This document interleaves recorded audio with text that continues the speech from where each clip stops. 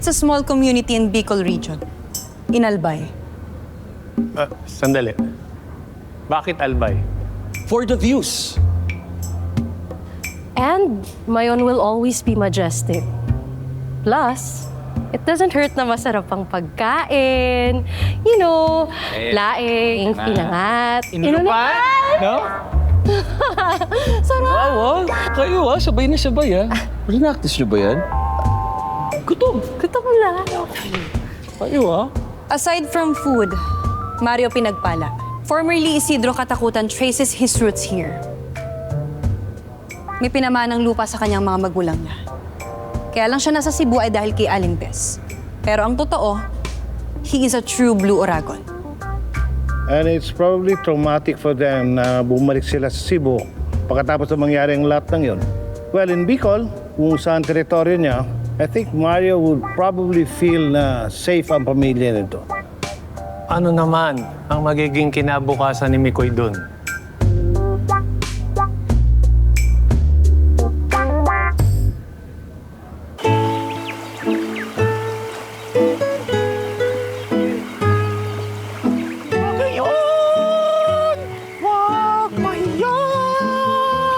Sumilip ka!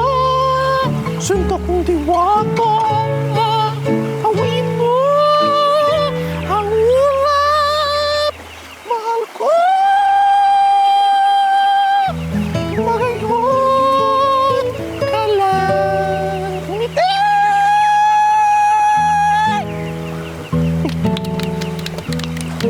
Thank you! Thank you!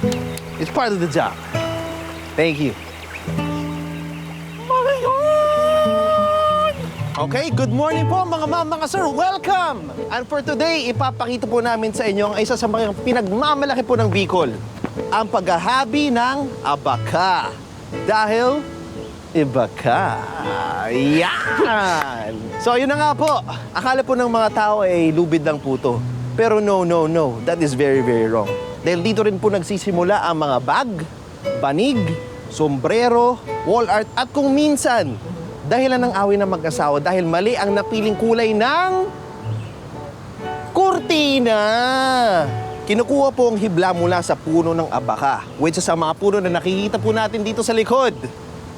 O, di ba? Akala nyo puno ng saging lang no? Pero abaka talaga yan. Pero hindi pa rin tayo sure kasi nga abaka lang. Di ba? Joke! At pagkatapos po, ito po ay pinatutuyo sa araw. At pagkatapos po itong matuyo sa araw, ito po ay nililinis, pinapantay at pinipilian. Depende sa iyang kapal at kalidad. Parang beauty pageant lang ho yan. Siyempre, may first runner-up and my winner! Thank you. Thank you very much. Of course. At ito na po ang magiging itsura po niyan. O, di ba? Napakaganda, napakalambot po niyan. At hindi lang yan. Ito, nagiging pamaypay. Para sa mga laputin katulad ko, di ba? At para sa inyo din. Kasi pawis na rin kayo. Okay po, mga sir, finally! Nandito na po tayo sa #1 produce ng Bicol.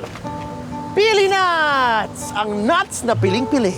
But first, kailangan muna natin itong gamitin para makuha natin ang pusong pinili. Alright!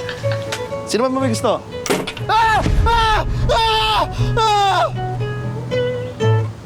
Joke lang! Joke! Okay, sino ba may gusto? We don't have to worry about Mikoy. With his profile, alam natin na kahit nagsisimula pa lang siya, alam natin na sa diskarte niya, makakabangon siya kagad. That's why he is the perfect asset. Dahil he is very adaptable to every situation. Parang universal charger. Tama ka dyan. Plangak. How about Kiara?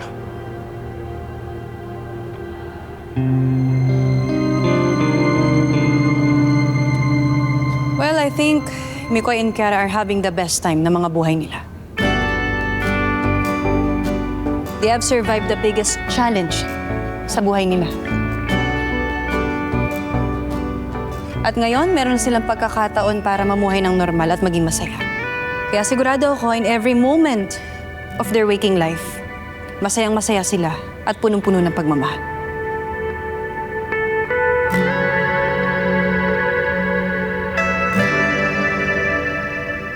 No. Sandali. Nakakalata ako eh. Senador ako, nakatayo ako. Opo. Tayo ka dyan. Sir, sorry po. Okay, the meeting is adjourned.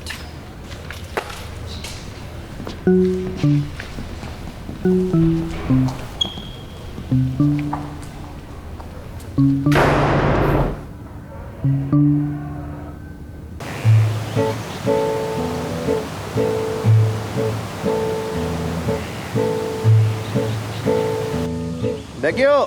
Kapepe! Tara, kain tayo dito! Uy, kayo daw. Sige lang, gumagawa pa kami ng play. Meron kami 3 versus 3 mamaya eh. Ay ba? Sigurado kayo? Ayos lang. Talaga bang galit tong mukong na to? Ako ba dapat ang mag-sorry sa kanya? Kung ayaw mo akong kausapin, eh di wag. Oy, dito muna kayo. Kwentuhan muna tayo. Parang others naman to mga to eh. Sige na. Hindi na kayo mahiya. Talagang iba ang kinakausap nito habang nandito ako. Hey, I admitted naman na may mali akong nagawa. Pero to pile up on me, he should be supporting me. Baliin ko kaya ang hinlilit nito ng matauhan. Sweetheart, gusto mo ba mag-lunch tayo later? Hindi na, okay lang. Kita na lang tayo mamaya after work. Hoy! Ano ba? Ginagawa nyo dyan? Ano mo strategy yan? Eh, kasi yung triangle offense. Alam ko yan. This is you. Yeah, this is you. Just get the ball no matter what happens. Sama ba talaga ng ginawa ko? Pipiko na talaga ako dito kay Mikoy. Ikaw pa talaga magko-cold treatment sa akin. Lulunurin kaya kita sa timbang na may yelo. Igil na yan. Nakakairita. Pipikon niya ako. Sige, Mag-cold. gusto niya. Ay, sweetheart. Bumalik ka. May kailangan ka ba? Hindi, wala. Yung kape ko. Sarap kasi magkape habang nagsisiyar. Hoy! Mamaya ha, kwentuhan tayo pag uwi ko ha. Magkukwentuhan tayo ng magkukwentuhan. Alright! Yes! Tara, kwentuhan tayo. Ayoko. Yari ka.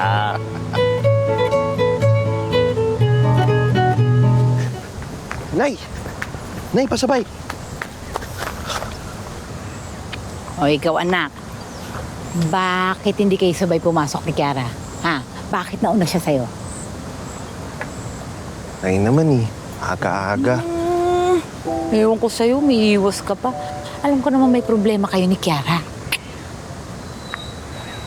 Nagkasagutan kasi kami kahapon eh. Na bakit? Eh kasi nga pasaway, Nay. Parang napaka-responsable. Hindi mo lang inisip na ako nag-recommend sa kanya kay Sir Pandoy. Tapos leeg ko nakataya dun. Ako din napapahiya eh. Ikaw ba, napag-usapan nyo na bakit siya umaakto ng ganun? Eh medyo nagkataasan na kasi kami ng boses eh. Eh kaninang umaga, mataas pa rin ba boses niya? Oh. Kita mo na, sinasabi ko, masyado ka kasing tampururot. Pwede na palang pag-usapan kanina. Eh siyempre, Nay, kasi naiinis pa rin ako eh. Ito yung buhay na ini-imagine namin. Tapos, parang sinasabutahin niya. What? Ayaw na ba niya, Nay? Nagsasawa na ba siya? Masyado bang simple itong buhay na binibigay ko sa kanya? Alam mo, anak, ibig sa sinasabi mo sa akin yan, bakit hindi mo kaya siya tanungin?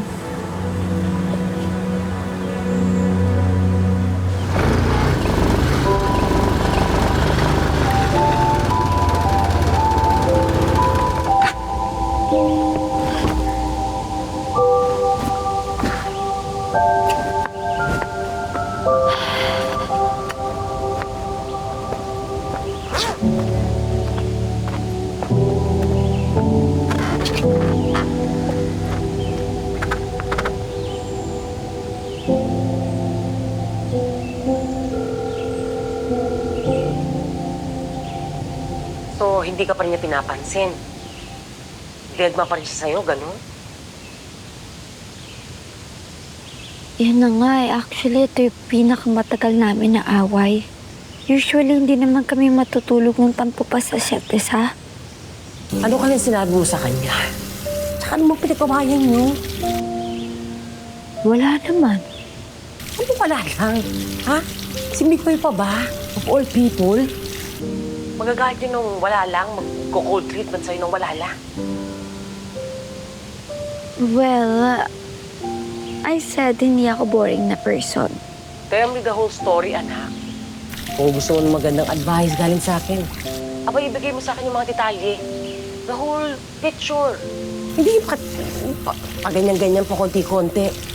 Eh kung ganyan lang din, hindi tumawag ka na lang sa radyo para magtanong. Okay, fine. Well, nagkaroon kasi ng problema sa trabaho. Medyo naging pasaway ako. Slight lang. Slight lang. Si Mikoy kasi nag-recommend sa akin sa work na to. Eh bakit ka naman kasi naging pasaway? Siguro bored lang. Bored? Sigurado ka, bored ka lang, ha? Wow! In fairness dito sa smuggled na phone na to, ha? Ang ganda ng quality kasi naman-tama ko yung lalim ng ano mo, ng sigh. Oo, ng buntong hininga. Kasing nahing ng Pacific Ocean. Okay, kung hindi bored, siguro I just feel like I'm stuck. Ayun! Lumabas din. Masaya naman ako. Ano lang, parang wala siyang plano. Walang plano saan?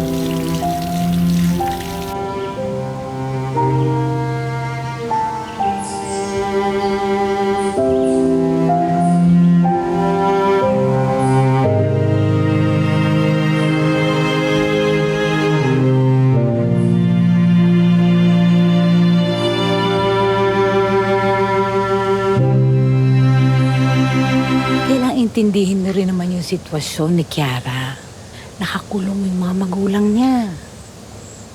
Isipin mo yung frustration na nag-iisa ka at walang kapamilya, walang kapatid. Nag-iisa. Nandito naman ako ah. Oo nga, anak. Pero syempre, hindi mo naman maiiwasan na maramdaman niya na parang nag-iisa siya sa bagong mundong ito. Bagong sinisimulan ninyong buhay. Kaya ito, anak, itong tanong. Anong gagawin mo para ma-reassure siya? Diba? Anong dapat mong desisyon para malaman niyang hindi siya nag-iisa? Na kayong dalawa ang tunay na pamilya.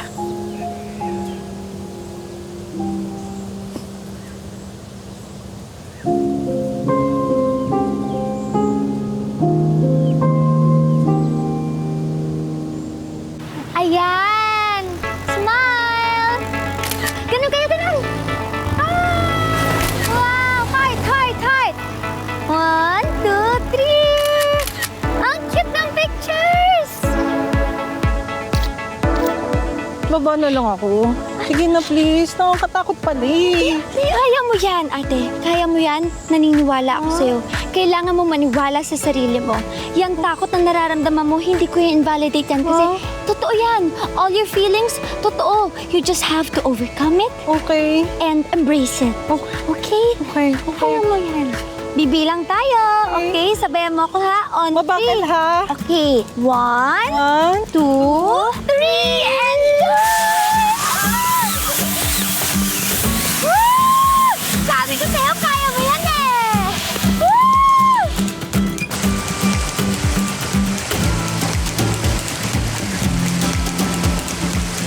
Tubig, baka gusto nyo. Or gusto nyo ba magpahinga? Ay, huwag na po, baka matatagalan lang tayo. Hindi natin maabutan yung sunset. Okay lang yan. May naisip akong idea para mapabilis tayo. Ay, huwag na po, okay lang po. Okay lang po. Okay lang talaga para mapabilis tayong Sure lahat. po kayo. Yes, sige lang po. Thank you. Thank you. Sige, ingat kayo ha. Medyo madulas kasi dito eh.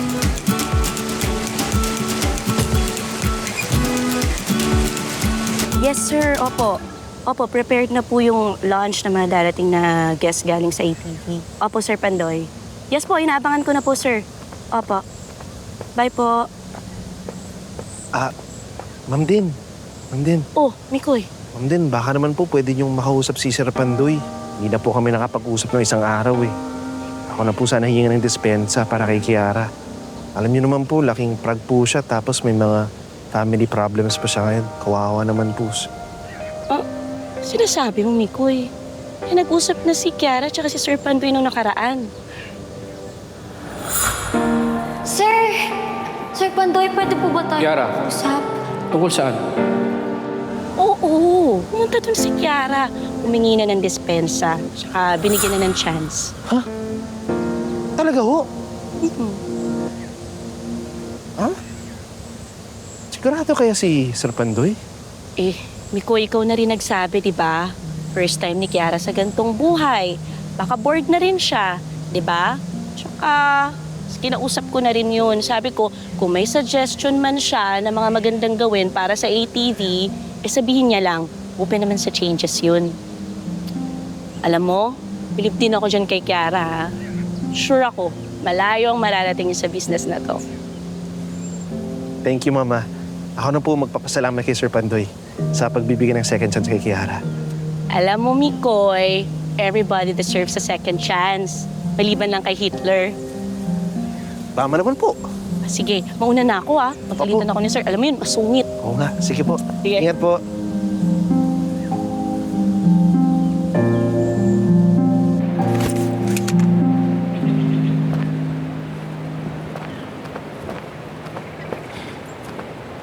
Heart? Sweetheart, may good news ako. Kiara! Ano kasi? May nangyari kay Mikoy. Ano? Andun siya ngayon sa tuktok ng sulong. Sa may Eco Park. Kiara!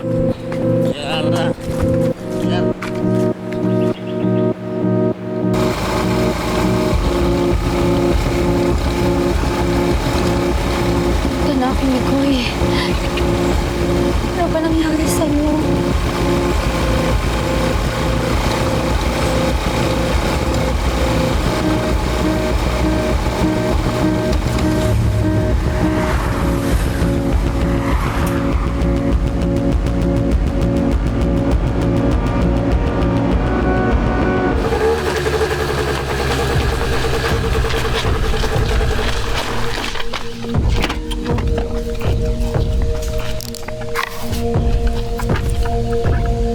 Mikoy! Ay! Mikoy! Mikoy!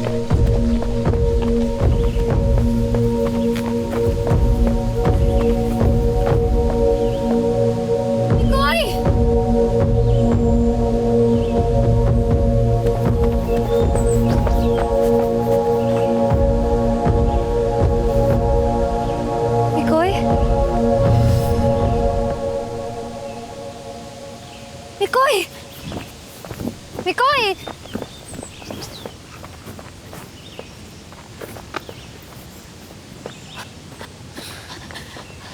Mikoy!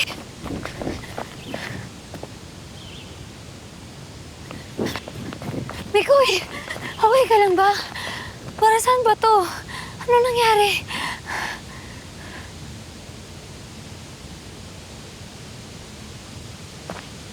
Hindi ako magaling sa mga salita eh. Alam ko lang, nagsimula ang kwentong to na naghahanap ako.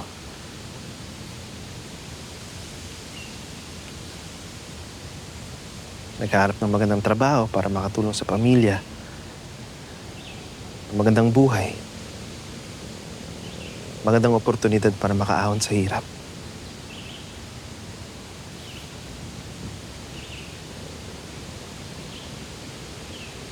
Tapos nakilala kita.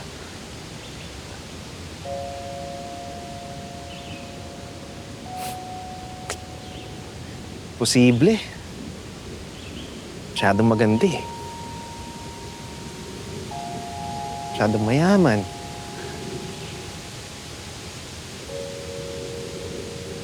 Masyadong out of my league. Tapos mas malupit pa, anak pa ng boss ng mafia. Oh my goodness.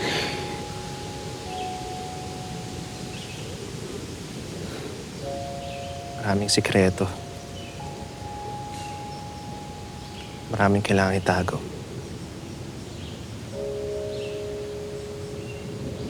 Alam mo, kung maalam lang ako sa sugal, hindi talaga ako mag-bet na masusurvive natin lahat ng pinagdaanan natin dalawa.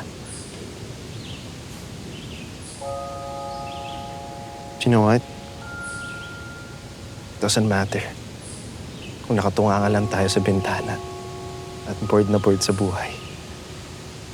Wala din akong pakialam kung kailangan natin tumulon sa helicopter o magdayo sa maragasang ilog. I don't care kung may mahulog na bomba sa ulo ko ngayon. And it doesn't matter kung galit ang buong mundo sa'yo.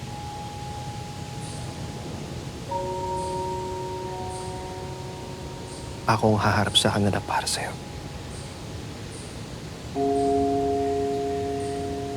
Okay?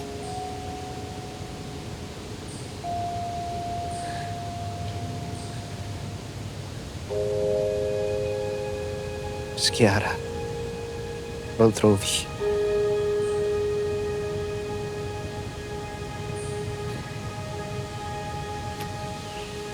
You are my greatest adventure.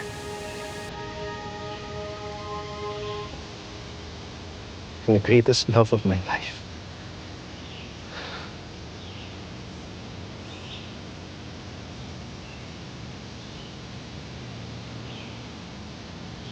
Ikaw ang totoong pinagpala.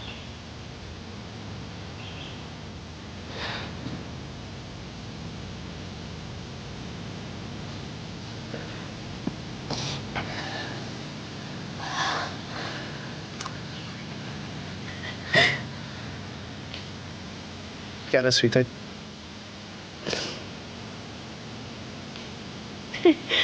Will you marry me?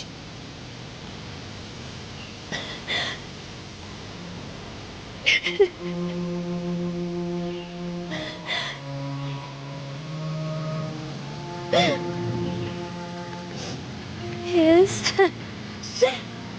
I do. Sabi ko'y pinagpala, papakasalan kita. Sasamahan kita hanggang sa pinakahuling hugot ng hininga ko.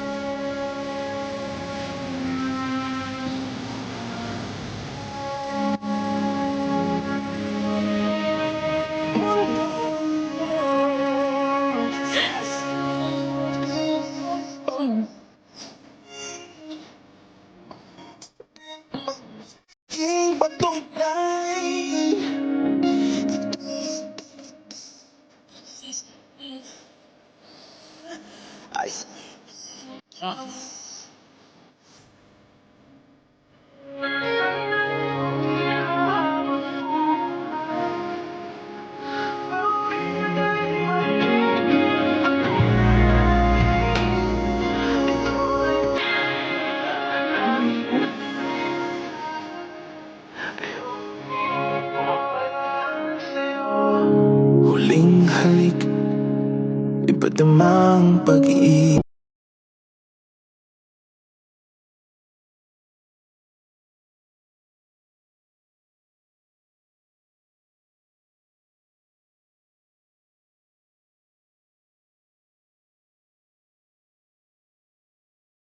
Hello mga kapatid! Ako si Enrique Hill ng Asikip and Craft.